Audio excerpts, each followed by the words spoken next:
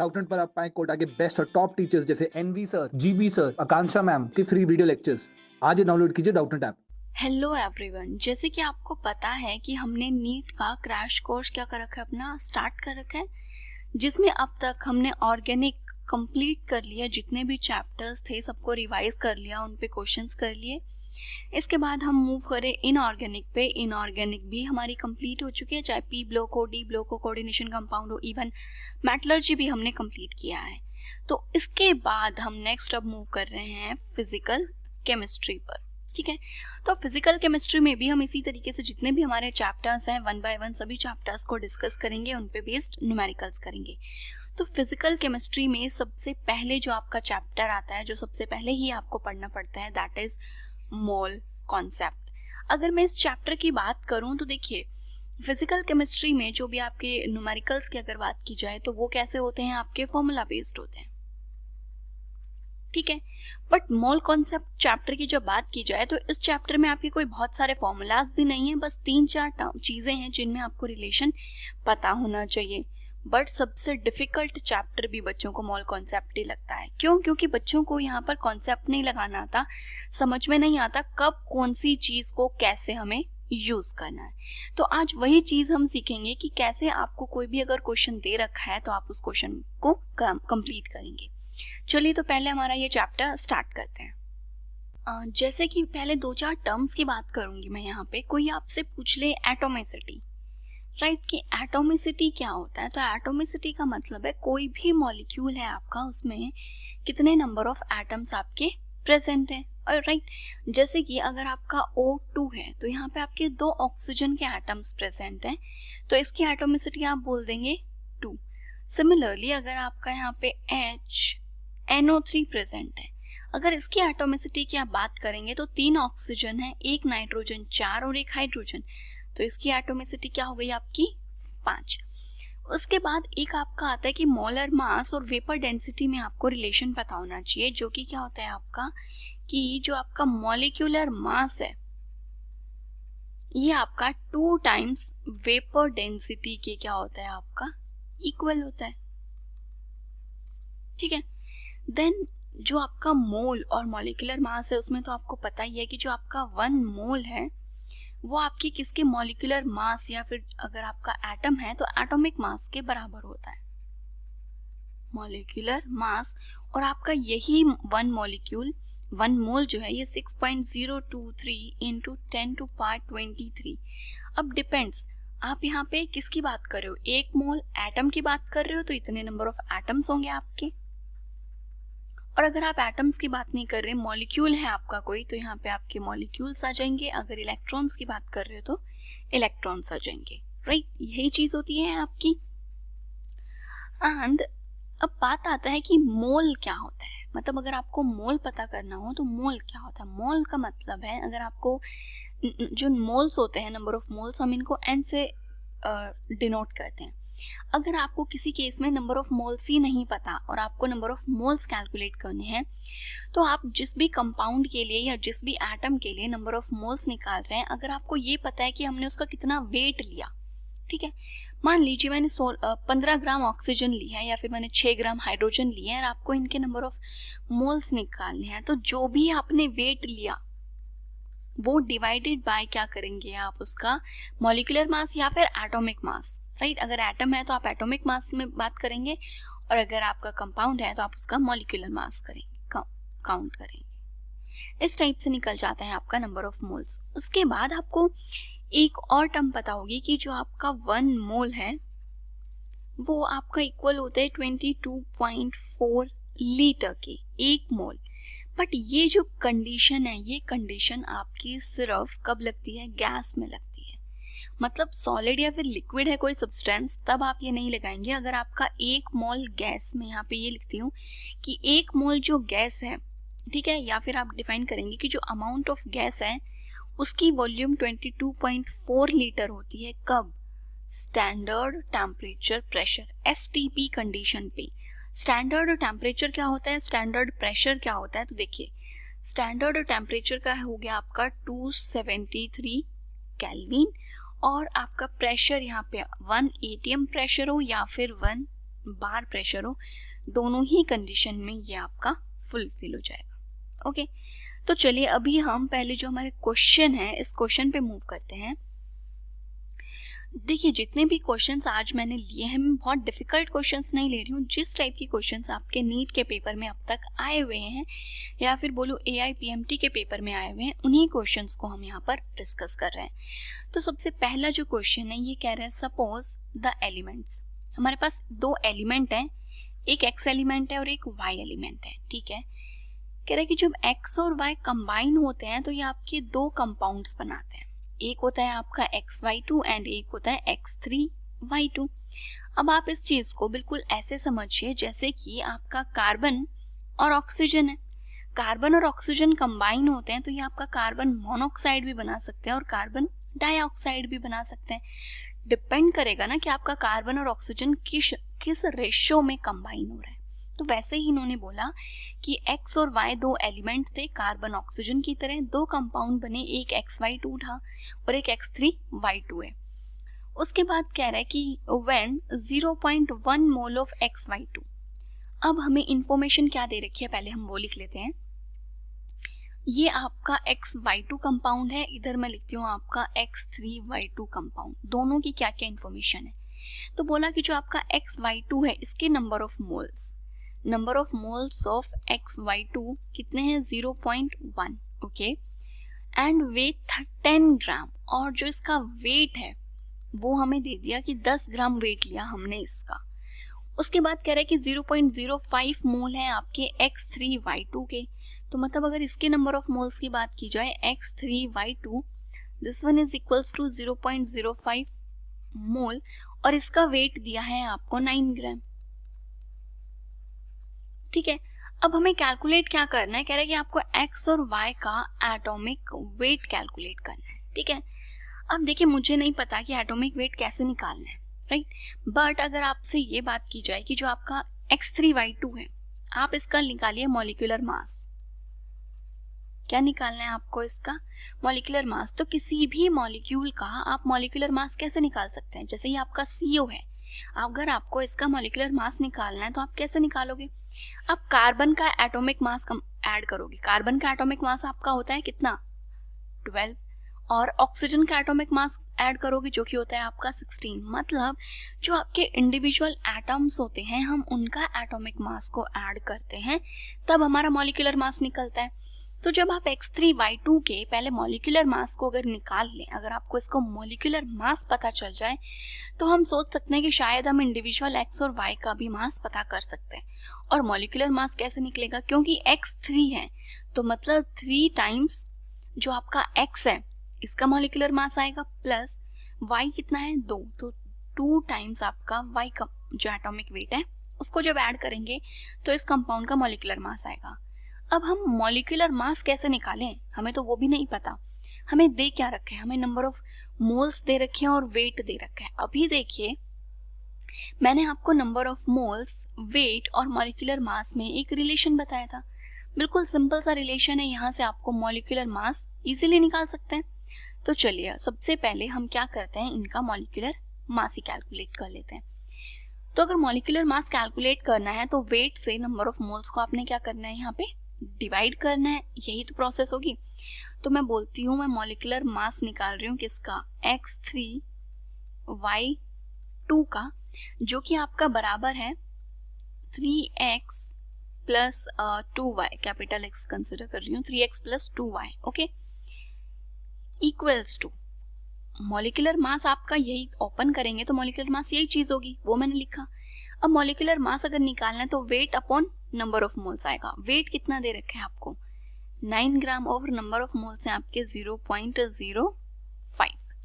Okay, ये term है। उसके बाद यहाँ से हमें क्या पता चल गया, इसका अमाउंट। तो अगर इस इक्वेशन की बात करूं तो अगर आपको इसका मॉलिक्यूलर मास निकालना है तो आप करेंगे x प्लस y कितना है 2 टाइम्स, तो 2 ऑफ y। तो जो आप इसका मॉलिक्यूलर मास निकालेंगे XY2 का, जो कि बराबर होगा आपका x plus 2y equals to, weight कितना है इसका 10 ग्राम और इसके नंबर ऑफ मोल्स हैं आपके 0.1 ग्राम। अब अगर मैं इन दोनों इक्वेशंस को और सिंप्लीफाई वे में लिखूं तो ये है आपका x plus 2y equals to 10 divided by 0.1 आ जाएगा आपका 100। देन इस इक्वेशन को अगर सिंप्लीफाई वे में लिखेंगे तो ये है आपका 3x प्लस 2y। देन जब इसको डिवाइड करते हैं तो ये आता है आपका 180। देखिए आपके पास दो इक्वेशंस आ गई एंड आपके पास दो ही वेरिएबल्स हैं। अब ये चीज तो हमने मैथ्स में पढ़ी है कि जब दो इक्वेशंस और दो वेरिएबल्स हो तो उनको कैसे कैलकुलेट करना है, आइदर ऐड करके या फिर सब्ट्रैक्ट करके। देखिए अगर मैं फर्स्ट इक्वेशन में से सेकंड इक्वेशन को अगर मैं माइनस करती हूँ, क्योंकि 2y है दोनों में, कैंसिल हो जाएगा, तो ये कर दिया मैंने इक्वेशंस को सब्ट्रैक्ट। यहाँ से 2y से 2y cancel, x minus 3x ये आएगा आपका 2x इक्वल्स टू 100 माइनस 180, तो ये आएगा आपका माइनस का 80।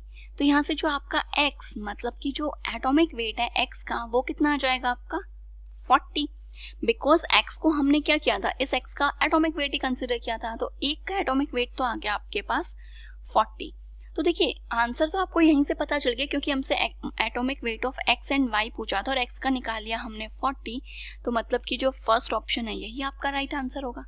बाकी अगर आपको y का भी कैलकुलेट करना है तो जो आपकी फर्स्ट इक्वेशन आई है इसमें आप पुट कर देंगे तो x कितना है 40, इधर जाएगा 100 माइनस 40 हो जाएगा 60, तो मतलब जो आपका 2y है वो 60 के बराबर आ रहा है, तो y कितना हो जाएगा 30 और एटॉमिक वेट होता है आपका ग्राम मोल इनवर्स, तो 40 एंड देन 30, तो जो ए ऑप्शन है वो क्या हो जाएगा इसका राइट आंसर।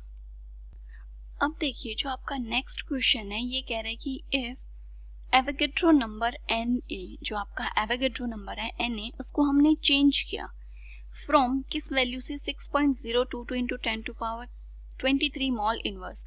ये वैल्यू तो स्टैंडर्ड है जिसको हम याद ही रखते हैं, कह रहे हैं कि इससे हमने इसको चेंज कर दिया, यहाँ पे 10 की पावर 20 कर दिया 23 की जगह, तो दिस वुड चेंज।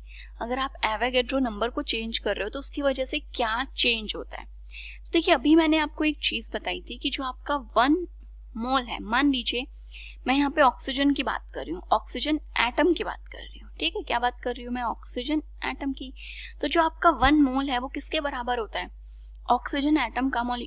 अगर एटॉमिक वेट की बात करूँ तो वो तो आपका 16, एक मोल 16 ग्राम ऑक्सीजन एटम के बराबर होता है, और ये 6.023 इंटू 10 टू पावर 23 एटम्स के बराबर होता है, राइट। यही चीज होती है ना आपकी, यही बराबर होता है। अब क्या हुआ, एक मोल, क्योंकि ये क्या कह रहा है कि आपका एक मोल इतने एटम्स के बराबर है, बट ये कह रहा है कि आपने इस वैल्यू को चेंज कर दिया, तो क्या चेंज होगा उसकी वजह से। पहला कह रहा है the definition of mass in units of gram, तो नहीं, वो तो बिल्कुल भी चेंज नहीं होगी क्योंकि जो आपके एटम्स हैं उनका मास आपका स्टैंडर्ड रहेगा। देन कह रहा है the mass of 1 mole of carbon, एक मोल कार्बन का जो मास है वो आपका चेंज होएगा। कैसे, एक मोल में इतने एटम्स हैं और एक मोल का मास इतना है, तो मतलब इन शॉर्ट यहाँ से इसने कार्बन की बात की है, तो कार्बन का मास होता है आपका 12 ग्राम, तो हम सिंपली बोलेंगे कि जो आपका 12 ग्राम कार्बन है वो कितने एटम्स के बराबर है, 6.023 इंटू 10 टू पावर 23 के बराबर है, राइट। ये इतने ही एटम्स के बराबर है ना कार्बन के, या फिर मैं इसको ये बोलूं कि 6.023 into 10 to power 23 atoms of carbon. Carbon के जो इतने एटम्स हैं उनका मास है 12 ग्राम, उनका कितना मास है 12 ग्राम।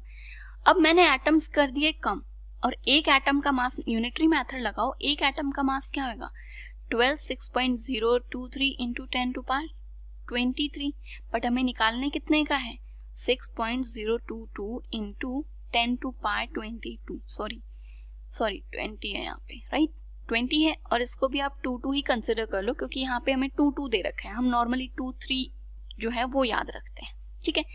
अब जब आप इसको कैलकुलेट करेंगे यहाँ पे तो ये आएगा आपका 12, 6.0, मैं सब जगह ही 2 कर रही हूँ क्योंकि जो क्वेश्चन में वैल्यू दे रखी है हम उसी को मान लेते हैं। 2 इंटू 10 टू पावर 23 मल्टीप्लाई कर देंगे 6.022 इंटू में 10 टू पावर 20 से, तो ये इससे कट गया 10 टू पावर 23 और ये 10 टू पावर 20, ये क्या जाएगा आपका ऊपर माइनस में, तो यहाँ से आएगा आपका 0.012 ग्राम, 10 टू पावर -3 हो जाएगा ना वो।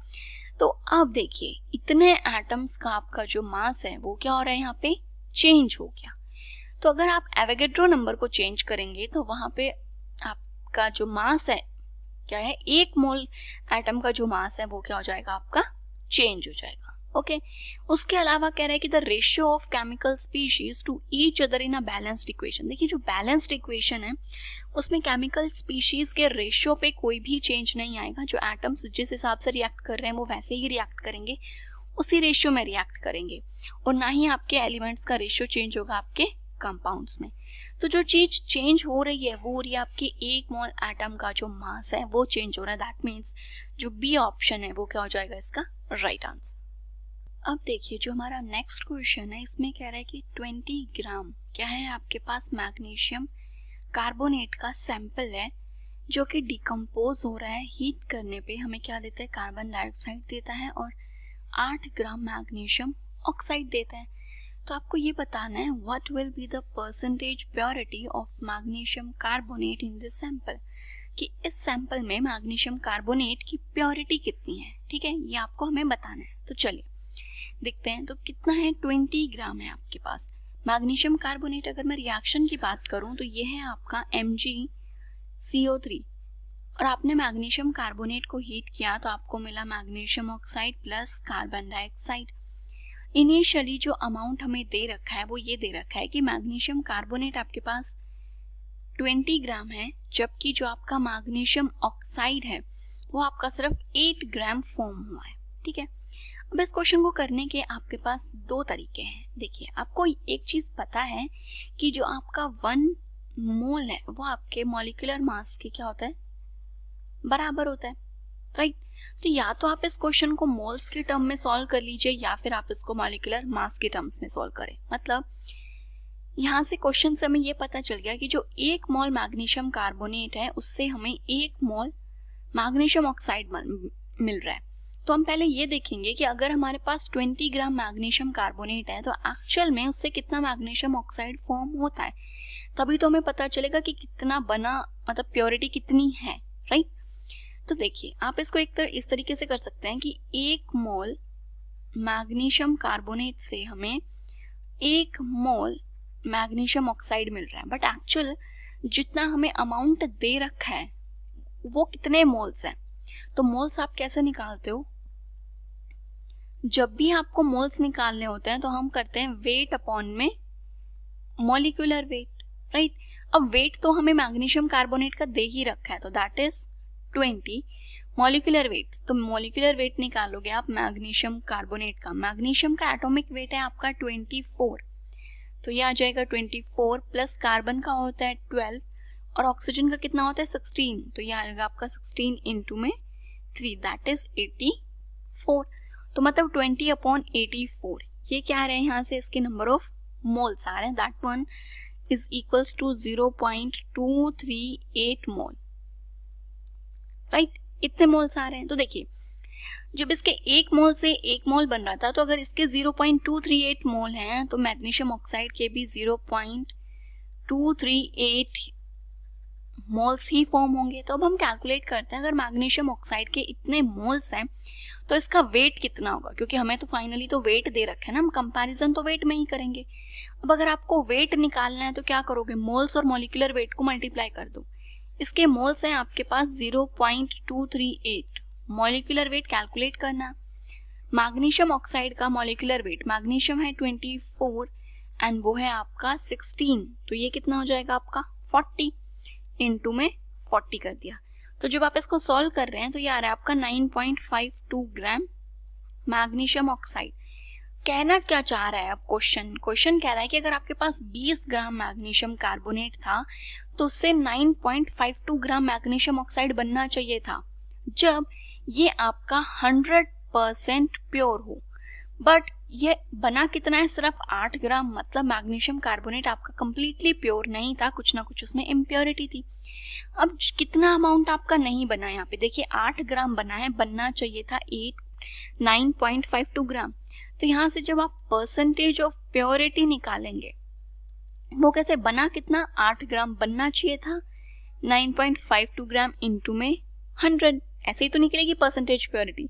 तो ये आती है अराउंड आपकी 84%, that is option D. Okay एक तरीका तो ये था कि हमने पहले इसके मोल्स निकाले। अगर आपको मोल्स नहीं निकालने तो आप मॉलिक्यूलर वेट की टर्म्स में भी इसको कर सकते थे। कैसे? मैग्नीशियम कार्बोनेट, अब 1 मोल जो है वो आपके मॉलिक्यूलर मास के बराबर होता है। तो जब मैंने ये बोला कि 1 मोल MgCO3, दैट मीन्स इसका मॉलिक्यूलर मास अभी निकाला मैंने 84, कि 84 ग्राम जो आपका मैग्नीशियम कार्बोनेट है इससे क्या बनेगा 1 मोल MgO, that means 40 gram magnesium oxide. अगर इसके 84 से 40 ग्राम बन रहा है तो क्वेश्चन में हमें कितना दे रखा था 20 ग्राम।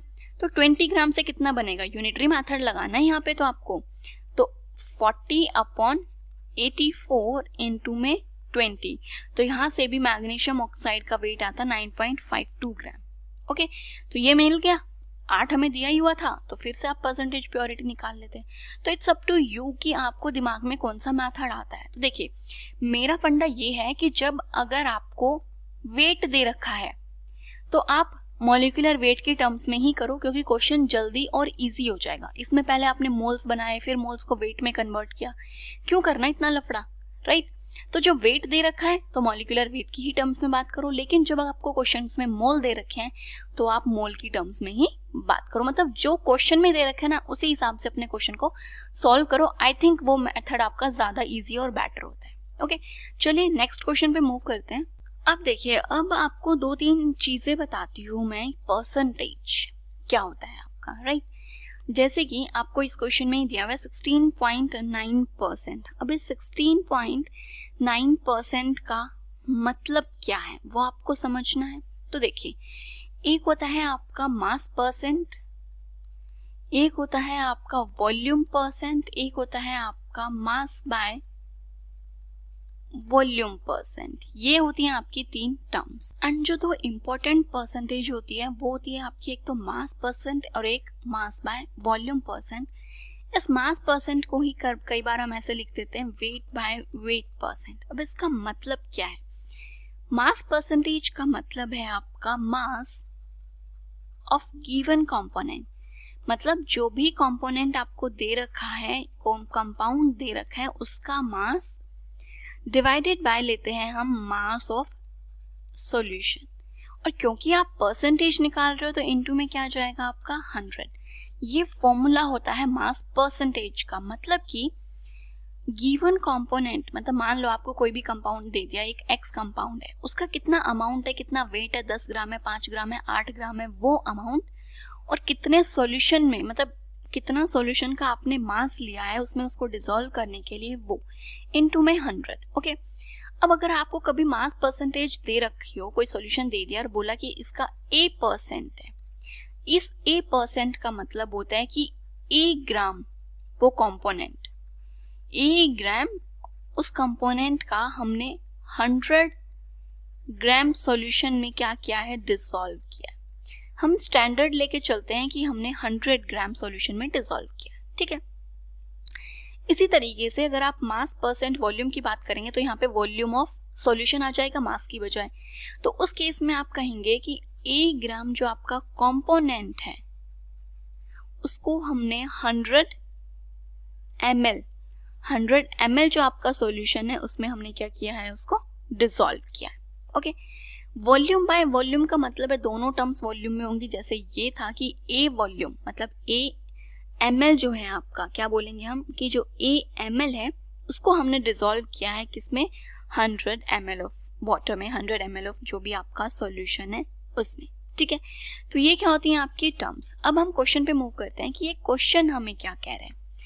इस क्वेश्चन में कहा है कि what is the mass of percentage. Mass percentage बताना है आपको, मतलब कि weight of given component upon में मास ऑफ सॉल्यूशन में बात करेंगे हम। फॉर्म्ड, कितना मास परसेंट आपका फॉर्म हुआ है व्हेन, जब 50 ml of 16.9% solution silver nitrate का मिक्स किया है 50 ml ऑफ 5.8% NaCl सॉल्यूशन का। तो पहले हमें जो डाटा दे रखा है उससे हमें क्या इंफॉर्मेशन मिल रही है वो कैलकुलेट करते हैं। बोला कि जो आपका सिल्वर नाइट्रेट है, राइट, सिल्वर नाइट्रेट कितना है 16.9%, और अभी हमने बताया इसका मतलब क्या है कि 16.9 ग्राम सिल्वर नाइट्रेट जो है इसको हमने 100 ग्राम सॉल्यूशन में क्या किया है, डिसॉल्व किया है। बट इस क्वेश्चन में हमें क्या दे रखी है, वॉल्यूम दे रखी है, तो हम इसको मास बाय वॉल्यूम कंसिडर करेंगे। तो हम कहेंगे कि 100 ml में आपने इसको डिसॉल्व किया, बट हमें इस सॉल्यूशन का कितना लेना है, सिर्फ 50 ml लेना है।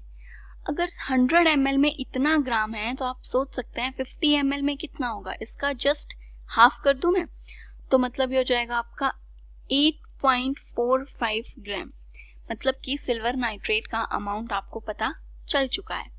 नेक्स्ट में बोल रहा है आपको 5.8% NaCl है। NaCl कितना है आपका 5.8%, मतलब कि 5.8 ग्राम सोडियम क्लोराइड को मैंने 100 ml सॉल्यूशन में डिसॉल्व किया, तो 50 ml में कितना सिल्वर क्लोराइड होगा, सॉरी सोडियम क्लोराइड होगा। 50 ml मतलब आप इसका हाफ कर देंगे, 5.8 ग्राम का हाफ हो जाएगा आपका 2.9 ग्राम। अब रिएक्शन कैसे होगी आपकी, ये आपका है सिल्वर नाइट्रेट, रिएक्शन करेगा सोडियम क्लोराइड के साथ, तो ये आपका बनाएगा AgCl प्लस NaNO3, राइट। यही चीज इसी का फॉर्मेशन होगा आपका। अब देखिए, क्योंकि हमें यहाँ पे इनके वेट पता है तो हम इनके वेट की टर्म्स में ही बात करेंगे, राइट। तो पहले हमें इनके मॉलिक्यूलर मास निकालना पड़ेगा।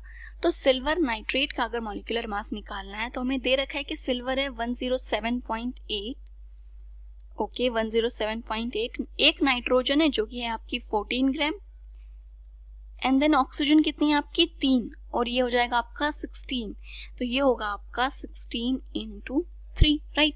अब इन सारी चीजों को जब आप ऐड करेंगे तो कितना हो जाएगा, देखिए 16 into 3 हो जाएगा आपका 48 एंड प्लस 14 62 प्लस 107.8, तो ये हो रहा है आपका 169.8 ग्राम, ठीक है। तो ये क्या है, इसका मोलर मास। हमने कहा 169.8 ग्राम जब सिल्वर नाइट्रेट है, और सोडियम क्लोराइड का अगर आपको निकालना है तो ये हो जाएगा आपका Na23 और क्लोरीन 35.5, तो 5 6 7 8 3 5, ये हो रहा है आपका 58.5 ग्राम, ठीक है।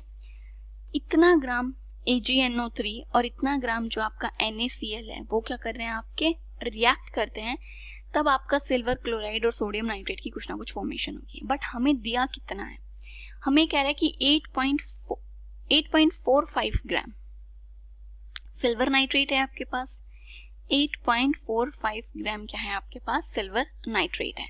अब हमारे पास NaCl का वेट दिया हुआ है कि हमारे पास 2.9 ग्राम क्या है NaCl, बट हम ये देख लेते हैं कि अगर 8.45 सिल्वर नाइट्रेट है तो उस केस में आपको कितना अमाउंट NaCl का जरूरत है, मतलब कि अगर कोई लिमिटिंग रिएजेंट है या नहीं।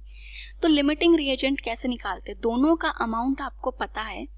हमें ये पता है कि 169.8 ग्राम को 58.5 ग्राम NaCl की जरूरत है, तो इतने ग्राम को कितने की जरूरत होगी, सिंपल आपको लगाना क्या है, यूनिटरी मेथड। तो ये हो जाएगा आपका 58.5 अपॉन 169.8 और इनटू में 8.45, राइट। तो अब आप क्या करेंगे, इसको कैलकुलेट करेंगे। इनटू में आ रहा है आपका 8.45 एंड डिवाइडेड बाय करना है आपको 169.8। तो जब आप इसको सॉल्व करेंगे तो ये आ रहा है आपका 2.9 ग्राम, तो मतलब 2.9 ग्राम NaCl चाहिए अगर 8.45 ग्राम सिल्वर नाइट्रेट के साथ रिएक्शन करनी है, और हमें NaCl भी कितना दे रखा है, 2.9 ग्राम ही दे रखा है। तो मतलब इस केस में कोई भी आपका लिमिटिंग रिएजेंट नहीं है, दोनों का जो अमाउंट आपको गिवन है वो क्या है, आपका ठीक अमाउंट है। तो इस केस में आपको देखना है कि AgCl कितना फॉर्म होगा, तो आपकी मर्जी है, आप सिल्वर नाइट्रेट को लेकर भी प्रोसीजर कर सकते हो और NaCl को लेकर भी। मतलब कि 1 मोल AgCl, अगर मैं मोल्स में बात नहीं, हम वेट में बात करते हैं, 169.8 ग्राम सिल्वर नाइट्रेट जो है वो कितना AgCl बनाएगा, उतना, ठीक है। एक 169.8 ग्राम जो AgNO3 है वो कितना AgCl बनाएगा, आप इसका मॉलिक्यूलर वेट निकाल लें। तो सिल्वर का मॉलिक्यूलर वेट है आपका 107.8 प्लस में क्लोरीन का है आपका 35.5, ये बनाएगा आपका 43.3 ग्राम सिल्वर क्लोराइड, राइट। बट हमें तो सिल्वर नाइट्रेट कितना दे रखा है 8.45, तो आप 8.45 से कैलकुलेट करेंगे कि 8.45 ग्राम अगर सिल्वर नाइट्रेट है तो यहाँ से जो आपका AgCl है वो कितना बनता है, राइट। तो अब आपको क्या करना है, इसको सॉल्व करना है। तो देखिए जब आप इसको सॉल्व करेंगे तो ये आएगा आपका ये 1 मोल, जब अगर आप इसका 1 ग्राम लेते तो ये हो जाएगा आपका 140, यूनिटरी मेथड लगाना है सिंपल आपको यहाँ पे, इनटू में 8.45 ग्राम। इस टाइप से जब आप इसको सॉल्व कर रहे हैं तो ये अराउंड आ रहा है आपका 7.1 ग्राम की। मतलब आपको 7.1 ग्राम जो AgCl है वो आपका फॉर्म होगा अगर आपके पास 8.45 ग्राम सिल्वर नाइट्रेट है और 2.9 ग्राम NaCl है। तो ये कितना बन रहा है 7.1 ग्राम AgCl। यही हमसे पूछा था, हमसे AgCl का अमाउंट ही तो पूछा था कि कितना अमाउंट, कितना मास AgCl का प्रेसिपिटेट हो रहा है। तो यहाँ से जो आपका C ऑप्शन है वो क्या हो जाएगा इसका राइट आंसर। अब इस चीज को करने का एक और भी तरीका था, कई बच्चे इसको मोल्स से करते हैं। मतलब कि मैंने यहाँ सिल्वर नाइट्रेट और NaCl का मॉलिक्यूलर मास लेकर के चला, आपके पास वेट भी है, मॉलिक्यूलर मास भी है, आप सिंपली इनके मोल्स भी निकाल सकते थे, ठीक है। अब अगर आप इनके मोल्स निकालते मतलब 8.45 डिवाइडेड बाय 169.8 ग्राम, तो इसके मोल्स आते 0.049 और NaCl के मोल्स भी आते 0.049। तो यहाँ पे आपको लिमिटिंग रिएजेंट देखने की जरूरत नहीं पड़ती, सिंपल है। इसका 1 मोल इसके 1 मोल के साथ रिएक्शन करके 1 मोल AgCl बनाता है, क्योंकि इनकी स्टोइकियोमेट्री अभी 1 है। तो सिंपल है, इसका 0.45, इसका 0.049 और इसका 0.049 कितना बनाएगा 0.049 AgCl बनाएगा, राइट। इसके मोल्स पता चल गए, मॉलिक्यूलर वेट से मल्टीप्लाई करेंगे तो इसका मास पता चल जाएगा। दैट इज इसका जो मॉलिक्यूलर वेट है वो अभी मैंने कैलकुलेट किया था, दैट इज 143.3 से मल्टीप्लाई करोगे तब भी आपका 7.1 ग्राम ही आएगा। तो किसी भी मेथड से आप सॉल्व कर सकते हो, जो मेथड आपको इजी लगता है या फिर जो मेथड आपको समझ आता है उसी मेथड से। अब मूव करते हैं नेक्स्ट क्वेश्चन पे। क्वेश्चन क्या है, कह रहा है कि when 22.4 litre of H2 gas है, इसको मिक्स किया है हमने 11.2 लीटर ऑफ Cl2 गैस के लिए, ईच एट STP, दोनों स्टैंडर्ड टेम्परेचर एंड प्रेशर पे हैं, आपको मोल्स ऑफ HCl बताना है। तो आपकी रिएक्शन कुछ इस टाइप से होगी, H2 plus Cl2 gives HCl। Reaction को बैलेंस करेंगे तो ये हो जाएंगे आपके 2 मोल्स। मतलब अगर 1 मोल, रिएक्शन क्या कह रही है, क्योंकि इनकी स्टोइकियोमेट्री 1 है तो कह रहे हैं कि 1 मोल H2 जब 1 मोल Cl2 के साथ रिएक्शन करता है तो यहाँ से 2 मोल HCl की फॉर्मेशन होती है।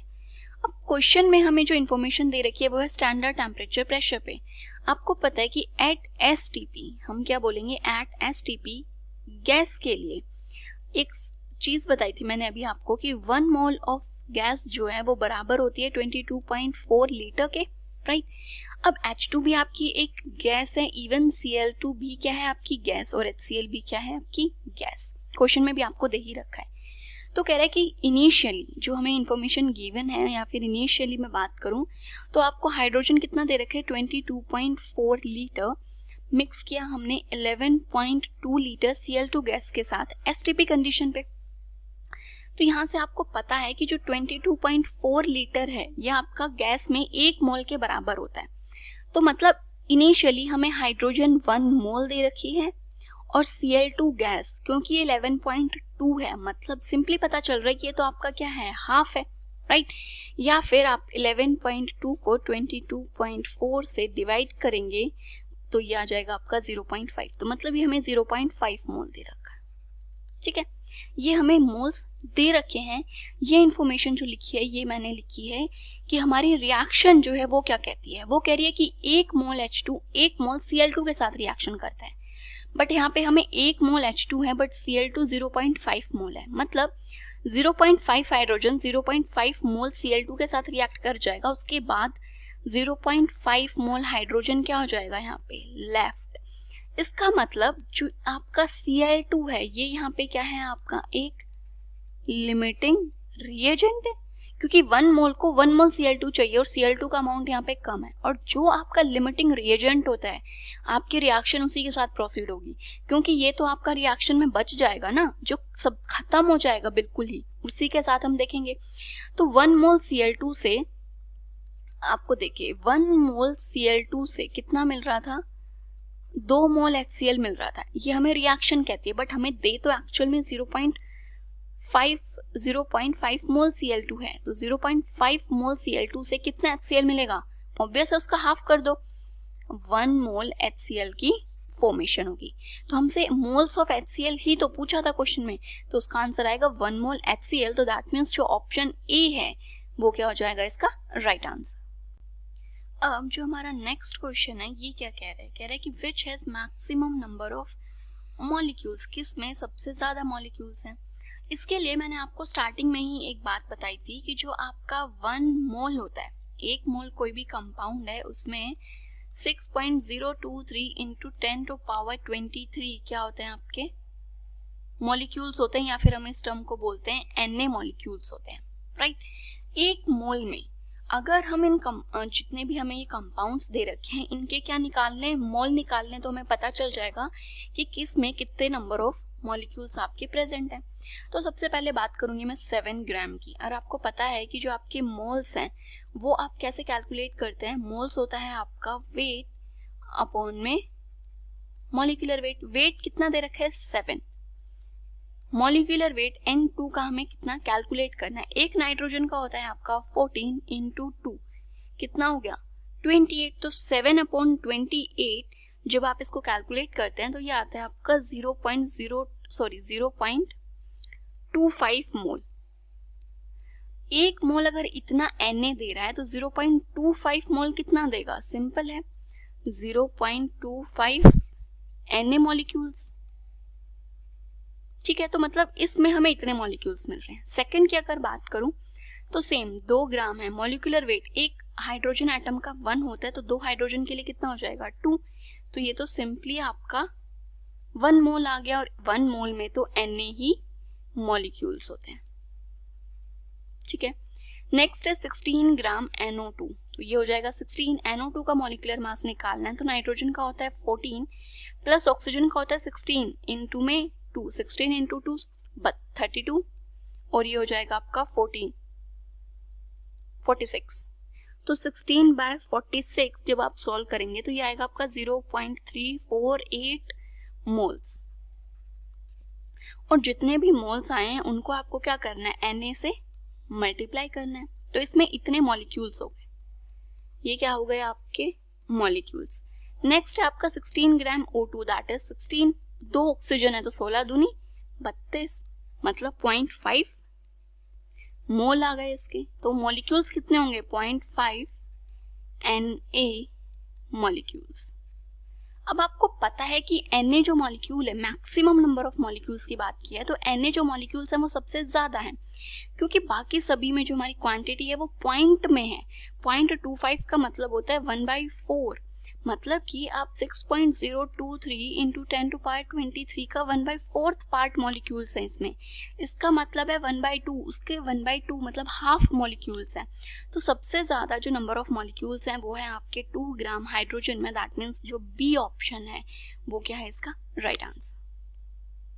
देखिए अब जो नेक्स्ट क्वेश्चन है ये क्या कहता है, कह रहा है कि what volume of oxygen gas measured at 0 degree Celsius and 1 atmosphere is needed to burn completely 1 liter of propane gas measured under the same conditions। Question क्या कह रहा है, कह रहा है कि कितना वॉल्यूम ऑक्सीजन गैस का आपने मेजर किया 0 डिग्री सेल्सियस एंड 1 एटमॉस्फेयर पे। तो देखिए दोनों जो कंडीशंस हैं, टेम्परेचर कितना है आपका 273 केल्विन या फिर आप बोलें 0 डिग्री सेल्सियस, प्रेशर है आपका 1 atm और ये आपका स्टैंडर्ड टेम्परेचर प्रेशर है। कितना वॉल्यूम ऑक्सीजन का आपको रिक्वायर्ड है टू बर्न कंप्लीटली, किसको कंप्लीटली बर्न करना है 1 लीटर ऑफ प्रोपेन गैस को। तो प्रोपेन गैस होती है आपकी C3H8 एंड जब आप इसके ऑक्सीजन के साथ रिएक्शन कराते हैं तो ये बनता है आपका carbon dioxide plus H2O। Reaction को बैलेंस करेंगे, 3 कार्बन है यहाँ पे तो 3 ये हो गए, हाइड्रोजन कितने हैं 8 तो ये हो जाएगा 4 2 जा 8। ऑक्सीजन कितनी है, यहाँ पर है 6 ऑक्सीजन और प्लस 4 मतलब टोटल 10 ऑक्सीजन हैं आपके पास। तो 10 ऑक्सीजन को बैलेंस करने के लिए ये क्या आपने 5 से मल्टीप्लाई। ओके तो यहाँ पे हमें एक चीज पता चल गई कि 1 मोल C3H8 का 5 मोल O2 के साथ रिएक्शन कर रहा है। बट O2 क्या है, आपकी एक गैस है, प्रोपेन भी क्या है, आपकी गैस है, और हमें आंसर वॉल्यूम निकालना है। मोल्स या मास की टर्म में हम बात ही नहीं करेंगे। कंडीशन भी स्टैंडर्ड टेम्परेचर प्रेशर है, मतलब एसटीपी कंडीशन है, जहाँ पे आपकी 1 मोल जो गैस है उसकी 22.4 लीटर क्या होती है, वॉल्यूम होती है। 1 मोल प्रोपेन का है, 1 मोल प्रोपेन मतलब ये है आपके पास 22.4 litre gas. 5 moles of O2 है तो आप इसको बोलेंगे 5 इंटू 22.4 लीटर ऑक्सीजन, मतलब इतने वॉल्यूम के लिए इतना O2 की जरूरत होती है। बट हमें तो 1 लीटर प्रोपेन दिए ना, 1 लीटर प्रोपेन के लिए कितने की जरूरत होगी। यूनिटरी मेथड है सिंपल, 1 लीटर के लिए कितना चाहिए, तो आप इसको कैलकुलेट करेंगे 5 इंटू 22.4 डिवाइडेड बाय 22.4 इंटू में 1 कैंसिल किया 5 लीटर, मतलब कि 1 लीटर प्रोपेन को कंप्लीटली बर्न करने के लिए, कार्बन डाइऑक्साइड और वाटर में कन्वर्ट करने के लिए हमें 5 लीटर ऑक्सीजन की रिक्वायरमेंट है। इतनी ऑक्सीजन क्या है हमें रिक्वायर्ड है। तो ऑप्शंस में देखेंगे तो आपका जो सी ऑप्शन है यहाँ पे ये क्या हो जाएगा आपका राइट आंसर।